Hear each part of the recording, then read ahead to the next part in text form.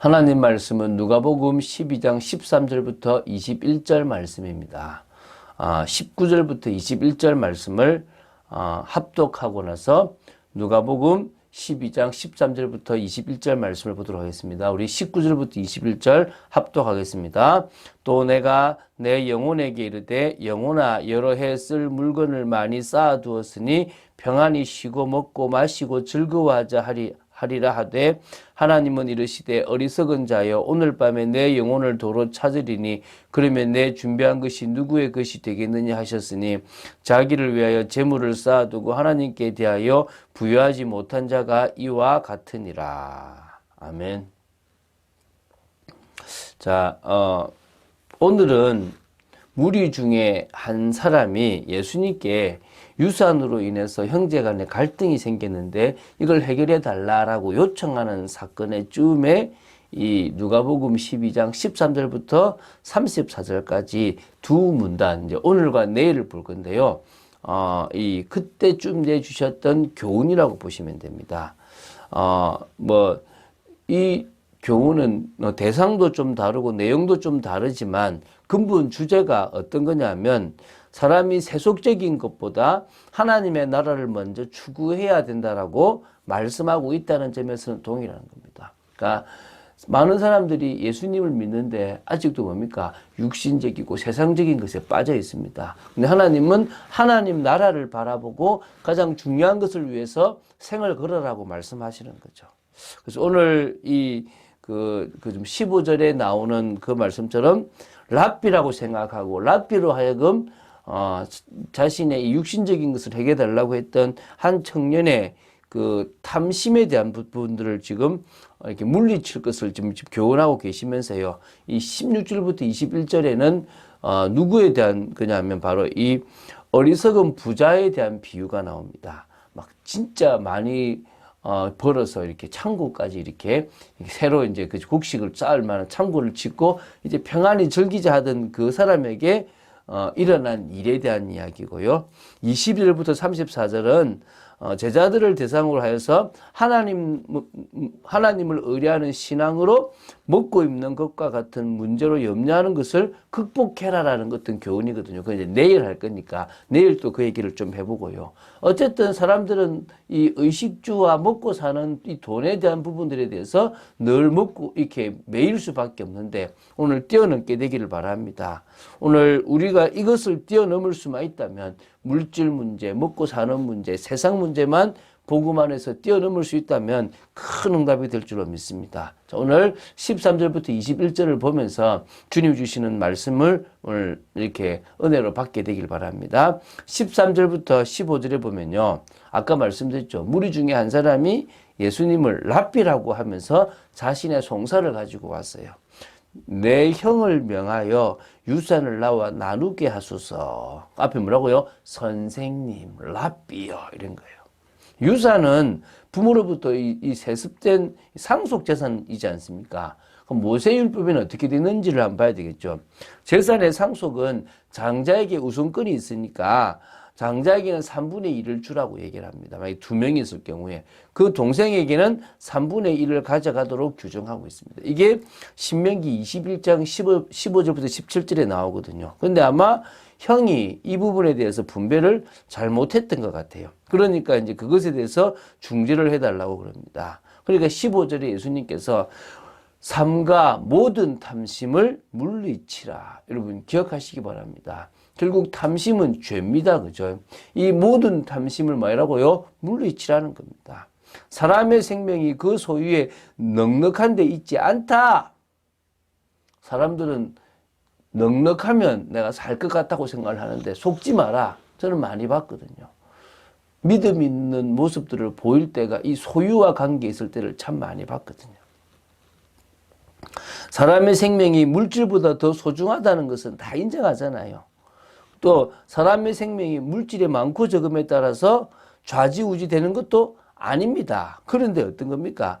사람들은요, 이 자명한 진리를 잊어버리고 어떻게 합니까? 자꾸 이 육신적인 물질에 또 어떨 때는 또 건강 이런 데 신경을 씁니다. 물론 재물보다는 건강이 더 유익합니다.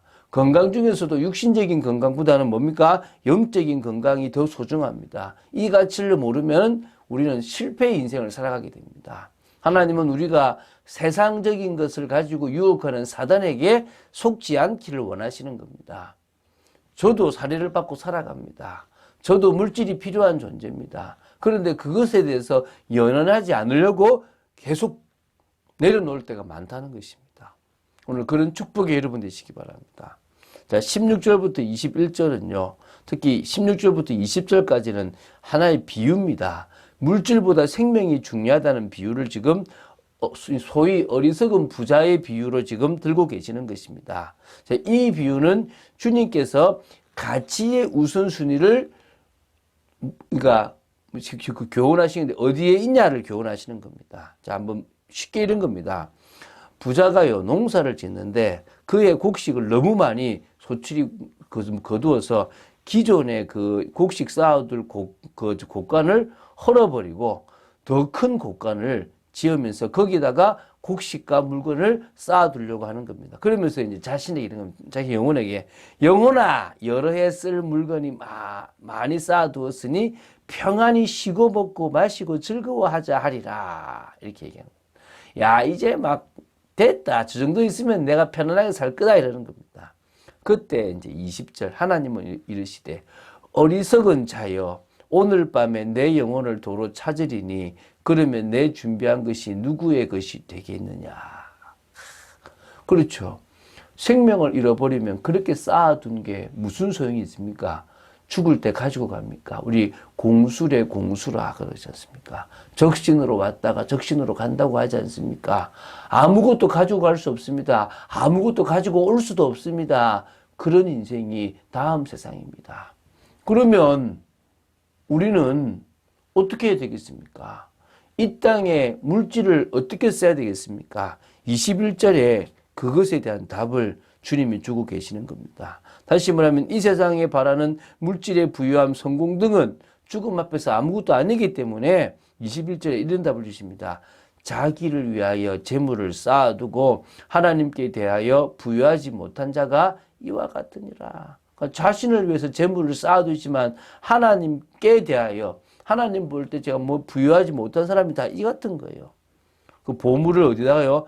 땅에 쌓아두지 말고 하늘에 쌓아두라라고 마태복음 6장 19절 20절에 말씀합니다. 보물을 어디다가요? 하늘에 쌓아두라는 겁니다. 그럼 어떻게 쌓아두는 겁니까? 물질을 가지고 중요한 일을 위해 드리라는 겁니다. 물질을 하나님 나라를 위해서 드리라는 것입니다. 그래서 보면 마태복음 19절에 보면 가난한 자들에게 나누어 주는 것도 하나의 물질을 하늘에 쌓아두는 것입니다. 어찌 보면요, 그게 이웃 사랑이잖아요. 십계명에 대해서 하나님 사랑과 이웃 사랑으로 정해지잖아요. 그러면 이웃을 사랑했기 때문에 받는다 그런 개념이 아니고요. 어떻게 보시면 된다고요? 우리는 주님께로부터 받았는데 주님께서 우리에게 이 물질, 불의해 보이는 물질을 왜 주셨겠습니까? 그것을 통하여 사람을 살리고 그 사람에게 복음적 영향을 미치라고 하나님이 우리에게 뭐 하신 겁니까? 주신 거라는 거예요. 그 주신 것을 잘 사용하면 되는 겁니다. 그 주신 것을 하나님의 뜻대로 사용하면 그게 진정으로 하나님께 대하여 부유하게 되는 그런 축복을 누리는 것입니다. 우리는 진정으로 생명을 얻는 것입니다. 사람들은 자신의 재산에 집중하고 있지 않습니까? 오늘 우리도 우리의 재산에 집중하는 어리석음을 범하고 있을 때가 있다는 것입니다. 그러지 말기를 바랍니다. 그러지 말고 진정으로 교회로서의 축복을 누리시기 바랍니다. 보이는 교회당 건물의 교회가 아니라 보이지 않는 교회의 축복을 누려드릴 줄로 믿습니다. 감사로 시작하시기 바랍니다. 감사의 기도가 드려지시기 바랍니다. 저는 오늘 아침에 저희 아들이 여기다 물을 좀 쏟았는가 봐요. 순간적으로 막 좀 반주기가 안 되니까 뚜껑이 딱 열리기 시작하더라고요. 그래서 감사하기로 했습니다. 이건 역시도 하나님이 이렇게 하고 싶어 했던 거 아니라 실수로 들어갔으니까. 하나님께서 우리에게 어떤 부분, 이런 부분, 저런 부분, 할 때가 많다고요? 진짜 감사 못할 환경을 사단이 줄 때 가만히 허락하실 때가 있어요. 그것도 하나님의 주권 속에 있을 때가 있다는 거예요. 그런데 그럴 때 하나님이 뭘 요구하시겠습니까? 진정으로 우리가 지혜와 계시의 영을 통해서 하나님을 더 알아가고 또 뭡니까?